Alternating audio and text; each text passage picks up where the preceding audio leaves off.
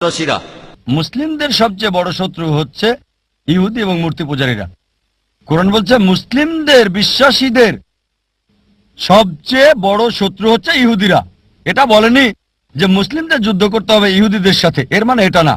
তবে বলা হয়েছে ইহুদিরা সামগ্রিকভাবে মুসলিমদের বিরোধিতা করবে। লেকচার আমি বলেছি অনেক ইহুদি ইসলাম গ্রহণ করেছে, অনেক ইহুদি মুসলিমদের সম্মান করে। যদি পৃথিবীর ম্যাপটা দেখেন 1945 সালের আগে ইসরায়েল নামে কোনো দেশ ছিল না, ইসরায়েল দেশটাই ছিল না।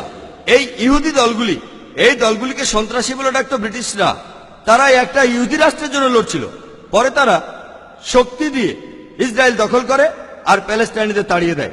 এখন এই লোকগুলি প্যালেস্টাইনের লোকদের বলছে, যাদের দাবিটা আরো জোরালো, তাদের দেশ ফেরত চায়।